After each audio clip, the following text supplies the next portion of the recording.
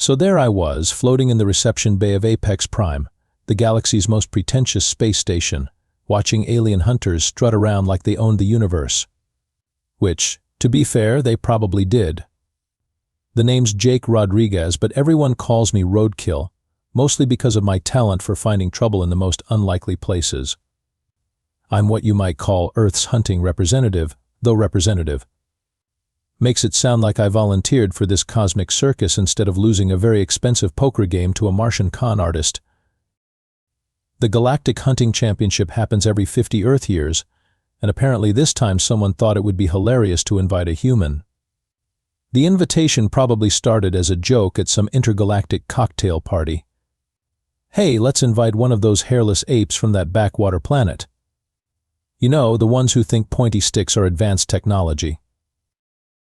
My competition looked like something out of a fever dream. First up was Vextal, a Zephyrian tracker whose species apparently evolved from space sharks with a serious attitude problem. He had more scars than a demolition derby car and kept flexing his 4 arms while his chrome-plated hunting gear hummed with enough tech to power a small city. Then there was Prism 7, a crystalline Quarian whose entire body looked like someone had crossbred a chandelier with a Swiss Army knife. Every few seconds, different facets of her form would shift and reconfigure, probably analyzing molecular structures or calculating the square root of my life insurance policy. But the real showstopper was ClickBuzz, representing the hive mind collective. Imagine if someone took a praying mantis, fed it steroids, and gave it a PhD in xenobiology. She communicated through a series of clicks and chirps that her translator rendered as academic jargon mixed with what I'm pretty sure were insults about my genetic lineage. Behold the representative of Terra, Vextal announced, his voice like gravel in a blender. I have studied your species' hunting methods, projectile weapons, primitive tracking, and something called deer stands, which appears to involve sitting motionless for hours while consuming fermented plant matter. Prism 7's facets sparkled with what I assumed was amusement. Their physiology is fascinating in its inadequacy. No enhanced senses, no natural camouflage, no venomous appendages. How did such a species achieve sapience? ClickBuzz's translation came through as a series of technical observations about human bone density and muscle fiber efficiency, none of which sounded complimentary. Apparently, in her professional opinion, I was about as threatening as a particularly aggressive houseplant. I took a sip of something the station called coffee but tasted like liquid regret and smiled. You know what, folks? You're absolutely right. We humans are just terrible at this hunting thing. No fancy sensors, no quantum this or that, no hive mind backup. Just us, our questionable decision-making skills, and whatever we can scrounge up along the way. The aliens exchanged what I assumed were the galactic equivalent of eye rolls. They had no idea what they were in for, and honestly, neither did I. But if there's one thing humans excel at, it's being consistently underestimated right up until the moment we do something completely insane. Commissioner Blatherworth materialized on the central platform with all the pomp and circumstance of a tax auditor at a funeral. The guy looked like someone had crossed a walrus with a filing cabinet and given the result a law degree. His species, the bureaucratic collective, had apparently evolved from creatures whose primary survival trait was the ability to bore predators to death with procedural documentation. Greetings, contestants, he droned, consulting a holographic scroll that kept expanding like the universe's most tedious party streamer. You are here to compete in the Galactic Hunting Championship, governed by Regulation 847B subsection 12, amended by Committee Resolution 1547 regarding the ethical treatment of quantum prey, cross-referenced with Environmental Protection Code 23 Alpha. I watched my fellow competitors' faces glaze over. Even ClickBuzz's translator seemed to be struggling with the bureaucratic overload. The first challenge. Blatherworth continued, apparently immune to the collective will of everyone present for him to get to the point, involves tracking and tagging 3 shadow beasts within the Phantom Asteroid Belt. These creatures exist in a state of quantum flux, visible only when observed directly but capable of phase shifting through solid matter when threatened. Vextal's hunting rig immediately began scanning and cataloging the area. His gear looked like someone had strapped a computer lab to a weapons depot and painted it matte black for intimidation purposes. Prism 7 shifted into what I assumed was her tracking configuration, her crystalline body refracting light in patterns that probably let her see into 17 different dimensions simultaneously. ClickBuzz deployed a swarm of micro-drones that dispersed through the asteroid field like the galaxy's most efficient nervous system. Within minutes, she had real-time data feeds from 100 different vantage points, complete with environmental analysis and predictive behavior modeling. Meanwhile, I pulled out my grandfather's binoculars and a thermos of actual coffee I'd smuggled aboard. The aliens stared at me like I'd just announced my intention to hunt shadow beasts with interpretive dance. "That is your equipment?" Vextal asked, his 4 arms gesturing at my decidedly low-tech arsenal. "This and 30 years of tracking everything from mountain lions to insurance salesmen," I replied, settling into observation mode. "You know, there's something you folks might want to consider about shadow beasts." ClickBuzz's translation came through as highly technical speculation about quantum behavioral patterns and probability matrices. Or, I continued, "you could just remember that anything that needs to hide is usually running from something scarier than itself." The aliens deployed their sensor arrays, quantum trackers, and probability calculators. They scanned, analyzed, and computed while their equipment beeped and hummed with the enthusiasm of a science fair project on steroids. For 2 hours, they chased quantum signatures and analyzed molecular displacement patterns. I spent those 2 hours watching the asteroids and drinking coffee. Not because I'm lazy, mind you, but because shadow beasts, despite their fancy name and quantum abilities, are still just animals. And animals, whether they're from Earth or the phantom asteroid belt, have habits. Shadow beasts like to hunt in the early cycle when the local star's radiation creates optimal phase shift conditions. They prefer asteroid clusters with high metal content because it interferes with most scanning equipment. And most importantly, they're curious about things that don't behave like threats. While my competitors filled the void with sensor pings and energy signatures, I sat perfectly still and waited. Sure enough, 3 shadow beasts materialized near my position, drawn by the one hunter who wasn't actively trying to science them to death. I tagged all 3 with simple adhesive markers while they investigated my thermos. The other competitor's equipment was still calculating optimal search patterns when Commissioner Blatherworth announced the results. Vextal had managed to tag 1 shadow beast after cornering it with superior firepower. Prism 7 and ClickBuzz were still lost in their own sensor data. "How?" Vextal demanded, his scarred face cycling through what I assumed were expressions of confusion and injured pride. "Trade secret," I said, packing up my binoculars. "But here's a free tip for round 2. Sometimes the best technology is knowing when not to use it." The aliens exchanged glances that suggested they were beginning to reassess their assumptions about human hunting methods. Either that, or they were planning to file a formal complaint about my obviously illegal use of common sense.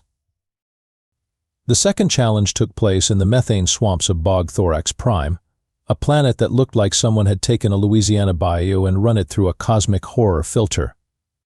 The atmosphere was thick enough to swim through, everything was either poisonous or explosive, and the local wildlife had apparently evolved from the nightmares of more sensible creatures. "Your target," Commissioner Blatherworth announced through his environmental suit speakers, "is the plasma worm, a creature capable of generating electromagnetic pulses sufficient to disable most electronic equipment. You must capture one alive and unharmed." The alien's confidence evaporated faster than water on a hot griddle. Vextal's chrome hunting rig started throwing error messages the moment we entered the swamp. Prism 7's crystalline form couldn't adapt to the methane-rich environment, and her usual light refraction tricks were useless in the murky atmosphere. ClickBuzz's drone swarm lasted about 10 minutes before the plasma worm's electromagnetic emissions fried their circuits. I, on the other hand, was having the time of my life. Problem with fancy equipment, I explained to my increasingly frustrated competitors, is that it only works until it doesn't. then you're just an expensive paperweight with commitment issues. My gear for this challenge consisted of rope, a few metal stakes, some basic tools, and a cooler full of Earth delicacies that probably violated 17 interstellar health codes. While the aliens struggled with their malfunctioning technology, I was busy setting up what any self-respecting redneck would recognize as a high-tech snare trap. The thing about plasma worms, which I'd learned from the brief they'd given us, is that they're essentially giant electric eels that learn to fly. Impressive, sure, but they still had the same basic behavioral patterns as their Earth cousins. They hunt by ambush, they're territorial, and they're curious about things that look like easy prey. Vextal was attempting to reboot his hunting system for the third time when I started my performance. I splashed around in the methane shallows, making enough noise to wake the dead and acting like the most incompetent tourist in the galaxy. To any plasma worm worth its electromagnetic field, I looked like dinner being delivered by room service. Sure enough, a magnificent specimen came gliding through the murk, probably thinking it had won the cosmic lottery. It charged up its plasma generation organs, ready to deliver enough voltage to power downtown Detroit, and flew straight into the conductive mesh I'd strung between two trees. The beautiful thing about physics is that it works the same everywhere in the universe. The worm's own electrical discharge completed the circuit I'd created, and the creature found itself caught in a trap made from its own weapon. Not hurt, just very confused and slightly embarrassed. While I was loading my prize into the containment unit, Vextal finally got his equipment running again.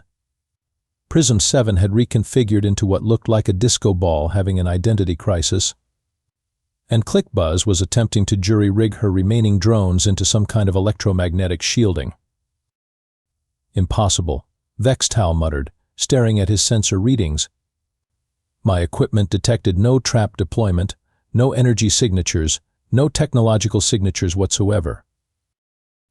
That's because there weren't any, I said, securing the worm's transport crate. Sometimes the best trap is the one that doesn't need batteries. You see, I'd spent 15 years as a park ranger in Montana before a drunk moose and a series of questionable life choices led me to this moment. In that time, I'd dealt with everything from territorial grizzly bears to tourists who thought bear spray was a seasoning. I'd learned that nature doesn't care about your technology, your plans, or your good intentions. Nature just is, and you either adapt to it or become a cautionary tale. The aliens were starting to look at me differently now. Not with the casual dismissal they'd shown before, but with something approaching respect mixed with a healthy dose of confusion. They were beginning to realize that maybe, just maybe, Earth's hunting traditions had survived for a reason. ClickBuzz's translator rendered her observations as a complex analysis of human adaptability and resourcefulness. What she was probably actually thinking was something closer to how did this primitive bipe just outsmart 3 of the galaxy's most advanced hunters using nothing but string and attitude? The final challenge briefing took place in Apex Prime's Hall of Champions, a monument to galactic ego that showcased the preserved remains of creatures that had made the mistake of becoming legendary. Commissioner Blatherworth stood before a display case containing what looked like the galaxy's most expensive nightmare fuel. The ultimate test of hunting prowess, he began, his voice carrying the weight of impending doom mixed with bureaucratic satisfaction, is the capture of a void stalker. The temperature in the room seemed to drop several degrees. Vextal's 4 arms stopped their constant calibration movements. Prism 7's faceted form went completely still, which I was beginning to learn was the crystalline equivalent of breaking out in a cold sweat. Even ClickBuzz's constant chittering fell silent. The Void Stalker. Blatherworth continued, apparently immune to the collective atmosphere of dread he'd created, represents the apex of predatory evolution. It exists partially outside normal space-time, rendering most detection equipment useless. It possesses intelligence comparable to advanced AI systems, perfect camouflage capabilities, and has been responsible for the deaths of over 47 professional hunters in the past century. He gestured to the display case, which contained what appeared to be shadows given form and substance. The creature inside looked like someone had taken the concept of nightmares and given it teeth, claws, and a really bad attitude about visitors. Previous attempts to capture a void stalker alive have resulted in the loss of entire hunting parties, 3 research stations, and 1 small moon that we prefer not to discuss for legal reasons, Blatherworth added helpfully. Vextal finally found his voice. You expect us to hunt something that exists in quantum superposition? My people have legends about these creatures. We call them the things that end stories. Prism 7's translation matrix rendered her response as a complex mathematical proof demonstrating why hunting void stalkers violated several laws of physics and at least 3 gods' personal preferences. ClickBuzz's translator simply displayed error, made survival instinct overload for several seconds before producing a stream of what I'm pretty sure were prayers in 17 different languages. In the interest of maintaining some semblance of galactic law, Blatherworth said, Earth's representative will be given the opportunity to withdraw from this challenge with full honors and a very generous life insurance settlement. The aliens turned to look at me with expressions that ranged from hopeful to relieved to mildly apologetic. They'd gone from dismissing me as primitive comic relief to actually caring whether I got myself killed by the galaxy's most efficient murder machine. I took a long look at the void stalker display, then at my increasingly concerned competitors, then at Commissioner Blatherworth's bureaucratic face. You know what? I said, finishing my coffee and crushing the cup with more confidence than any sane person should possess in this situation. Hold my beer. Men? The problem was, I didn't actually have a beer, which seemed like a serious oversight for this kind of moment. Instead, I handed Vextal my empty coffee cup and started making a list of supplies I'd need for the hunt. Jake, Vextal said, and I noticed he'd switched to using my actual name instead of whatever derogatory term his species used for primitives. But this creature has killed beings far more advanced than either of us. It learns from every encounter, adapts to every strategy, and shows no fear of anything in the known universe. Well, I said, checking items off my supply list, that's where you're wrong. See, you're thinking about this all backwards. You're trying to hunt something that's better at hunting than you are. That's like challenging a fish to a swimming contest. Then what do you propose? Prism 7 asked, her crystalline form shifting into what I'd learned was her configuration for processing complex strategic problems. I grinned and held up my supply list. Simple. If you can't out-hunt the perfect hunter, you don't hunt it at all. You give it something to hunt that's even more ridiculous than you are. The aliens stared at my list, which included items like high-calorie protein bars, reinforced transport crate, and emergency medical supplies, lots of them. Jake, ClickBuzz's translator, rendered her concern as a formal mathematical proof of my impending doom. What exactly are you planning to hunt a void stalker with? I folded up the list and headed for the supply depot. Not with, folks. I'm going to hunt it alongside the one creature in the universe that's too stupid to know it should be afraid of anything. The Void Stalker's hunting ground was a derelict space hulk graveyard called the Bone Yard, where the wrecks of 1,000 civilizations drifted in eternal silence. It was the kind of place that made you want to check your life insurance policy and call your mother, assuming she wasn't already disappointed enough in your life choices. My fellow competitors monitored the hunt from Apex Prime through a network of quantum-shielded observation drones, because apparently even alien technology has limits, and getting murdered by cosmic nightmares was somewhere beyond those limits. I drifted through the wreckage in a modified scout pod, broadcasting my location on every frequency I could manage. If there's one thing humans excel at, it's making noise and attracting unwanted attention from things that want to eat us. It's practically our species' signature move. Jake, Vextal's voice crackled through the comm system. My sensors indicate multiple quantum distortions in your vicinity. The Void Stalker is definitely tracking you. Good, I replied, maneuvering between the twisted remains of what might have been a luxury cruise liner or a weapons platform. With alien ship design, it was always hard to tell. How's our guest doing? In the cargo hold of my scout pod, secured in a specially reinforced habitat crate, was Earth's secret weapon, 30 pounds of pure concentrated fearlessness wrapped in black and white fur. Her name was Chaos, and she was a honey badger with an attitude problem and a complete inability to understand the concept of backing down from anything. I'd smuggled her aboard Apex Prime in a diplomatic pouch marked cultural exchange materials, which was technically accurate if you considered teaching the galaxy about Earth's most insane wildlife a cultural exchange. The station's security had scanned the crate, detected a small Earth mammal, and classified her as harmless indigenous fauna. They had no idea what they'd just let loose on the galaxy. Chaos is doing what Chaos does best, I reported, checking the habitat crate's sensors. She's currently trying to figure out how to fight the containment unit's air recycling system. Through the pod's viewports, I caught my first glimpse of the Void Stalker. It materialized from nothing like a shadow-given substance and hunger, flowing between the derelict ships with the fluid grace of something that had never encountered an obstacle it couldn't phase through, outsmart, or simply murder. The creature was beautiful in the way that natural disasters are beautiful, awe-inspiring, terrifying, and absolutely guaranteed to ruin your day if you got too close. It moved with the confidence of something that had never lost a fight, never encountered prey it couldn't catch, and never met another predator that could challenge its position at the top of the cosmic food chain. Jake, Prism 7's voice came through the comm with crystalline precision.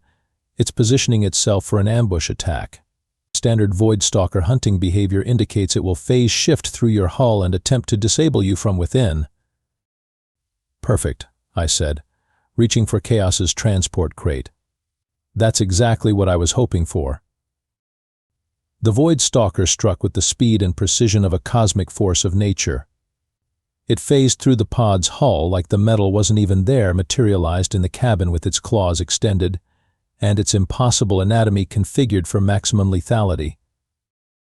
What it found was me, standing calmly next to an open transport crate, and 30 pounds of honey badger that had just been released into what she clearly considered a target-rich environment. Chaos took one look at the Void Stalker, processed the information through whatever evolutionary logic had made honey badgers the universe's most unreasonable creatures, and launched herself at the galaxy's apex predator with the enthusiasm of someone who had just found a really interesting new toy. The Void Stalker's perfect predatory instincts, honed by millions of years of evolution and countless successful hunts, had never prepared it for something that simply didn't understand the concept of being prey. Ladies and gentlemen, I announced to my audience back on Apex Prime, please direct your attention to the center ring, where we have a creature that has never lost a fight meeting a creature that doesn't know fights can be lost. What followed was the most educational 10 minutes in galactic natural history. The Void Stalker, faced with an opponent that responded to its terrifying presence by trying to bite its interdimensional appendages, experienced something completely outside its evolutionary programming: confusion.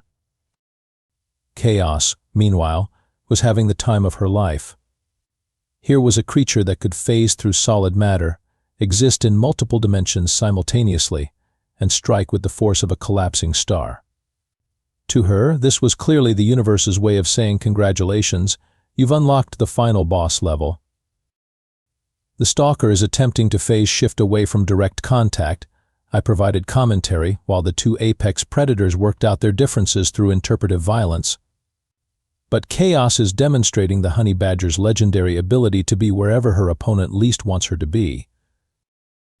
The Void Stalker tried every trick in its considerable arsenal. It shifted between dimensions, attempted to disorient its opponent with quantum displacement, and even tried to intimidate Chaos with its full terrifying presence. Chaos responded by grabbing onto the creature's primary hunting appendage and hanging on like her life depended on it, which it probably did, though she clearly hadn't bothered to consider that possibility. This is unprecedented. Vextal's voice came through the comm, filled with the kind of awe usually reserved for witnessing the birth of stars or the death of gods. The Void Stalker is retreating? And indeed it was. The galaxy's most perfect predator, faced with an opponent that simply refused to acknowledge the possibility of defeat, was backing down for the first time in its existence. It phased back through the pod's hull and disappeared into the derelict graveyard, probably to spend some quality time reconsidering its life choices. Chaos, disappointed that her new playmate had left, returned to her transport crate and began methodically destroying a protein bar I'd given her as a victory snack. "Jake, aboard Chaos." Commissioner Blatherworth's voice crackled through the comm system with the kind of bureaucratic bewilderment that comes from having to process something that isn't covered in any regulation. "Please confirm, did you just defeat a void stalker using what did you call it?" "Honey Badger," I replied, securing Chaos's crate and preparing for the trip back to Apex Prime. "And I didn't defeat anything. Chaos here just introduced the galaxy's perfect predator to Earth's perfect concept of not caring about impossible odds." The trip back to the station was filled with questions from my fellow competitors, all trying to understand how a primitive Earth mammal had accomplished what entire hunting parties of advanced species had failed to achieve. "The thing you all missed," I explained during the victory ceremony, "is that Earth didn't produce apex predators. We produced something way more dangerous, creatures that evolved alongside us and learned to thrive in a world full of things that wanted to eat them." "But surely," Prism 7 interjected, "this honey badger possesses some form of advanced defensive capabilities? Enhanced armor? Toxic secretions? Quantum resistance?" I scratched Chaos behind the ears while she gnawed on the championship trophy, which she'd immediately claimed as her personal property. "Nope, no special powers, no advanced anything. Just 30 pounds of attitude and a complete inability to understand why anything should scare her." The aliens exchanged glances that suggested they were beginning to grasp something fundamental about Earth and its inhabitants. "You see," I continued, "you all assumed that Earth's hunters were weak because we don't have your technology or your natural weapons. But you missed the point entirely. We didn't survive by being the biggest or the strongest or the smartest. We survived by being too stubborn to quit and too crazy to recognize when we were supposed to give up." Vextal's scarred face showed something that might have been respect or might have been existential terror. "Your species evolved alongside creatures like this?" "Oh, this is nothing," I said, watching Chaos successfully intimidate Commissioner Blatherworth into giving her a second helping of victory feast. "Wait until you meet our dolphins. Or our geese. Now those are some seriously unreasonable creatures." The championship trophy ceremony was delayed while Chaos finished claiming every piece of hardware as her personal territory, but eventually, I was declared the winner of the Galactic Hunting Championship. Not because I was the best hunter, but because I'd brought along the one creature in the universe that was too dense to be impressed by cosmic horror. As we prepared to return to Earth, Chaos curled up in her travel crate, surrounded by championship medals she'd appropriated and what remained of the victory feast. She'd spent the day teaching the galaxy's most advanced civilizations that sometimes the best response to an impossible challenge is to be too ignorant to know it's impossible. And that, folks, is the most human lesson of all.